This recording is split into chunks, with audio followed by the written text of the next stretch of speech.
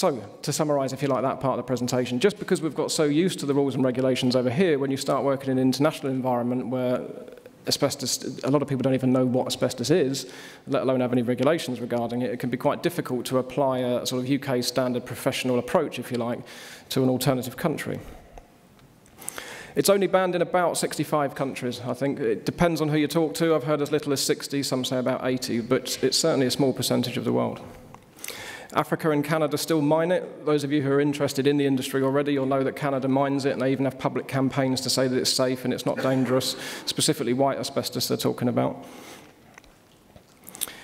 Because we were sort of involved in an international environment, there was a group that was set up in Dubai last year, which was called the International Hazardous Material Association, where it basically tried to take professionals from different countries, and I ended up being in it for some reason, and we tried to provide a sort of technical guidelines to a sort of minimum standard requirement so that where you're working for international clients, they can follow the same set standard throughout the globe, so they don't have to compete in one country for a certain standard and then increase that for another country.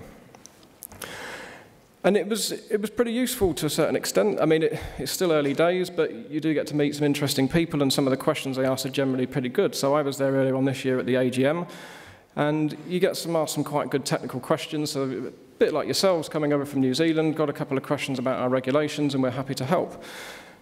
But I did have a question which did take me back, and I didn't really know the answer to it at first. So I had this guy from India come along, and he sat down, he owned a shipyard in India, and he basically said, "What's the deal with asbestos?"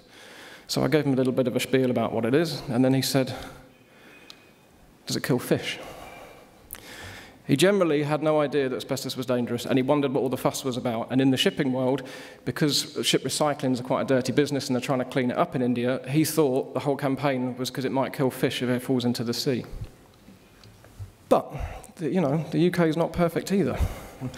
So with the Health and Safety at Work Act, and you've got the asbestos regulations, and you've got all the health and safety, and you've got UCAS, and you've got independents, and you've got accredited bodies, well, of course there can't be any problems. We must be leading by example. It's a requirement to supply your workforce with the appropriate safety equipment when you're completing the task at hand in the UK. I have to be quite sensitive the way I word this, so let's just say there was a welding factory in the UK that provided some of its guys with some health and safety protective gear whilst they were doing their welding, and this was 3 years ago. Asbestos clothing, brilliant. Asbestos mitts and asbestos jackets that they actually gave their employees to put on, and they were old jackets that had been lying around in the warehouse for the last 20, 30 years.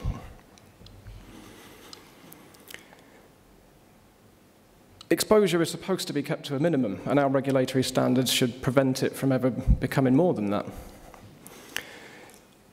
We know there was a UK site that potentially exposed over 2,000 people to asbestos in recent years. They put a report together, they filed it to the HSE, and you would have thought, bearing in mind that I was in another case earlier on this year, I was an expert witness in court where a building firm got fined 75 grand for exposing 2 people to asbestos, and they didn't actually prove there was an exposure, there was a risk of it. So a building company got fined 75 grand for 2 people. So for 2,000 people, we would have thought it would have been a pretty big deal. The HSE didn't even turn up. Even though it was reported, they never came up to site to have a look at it.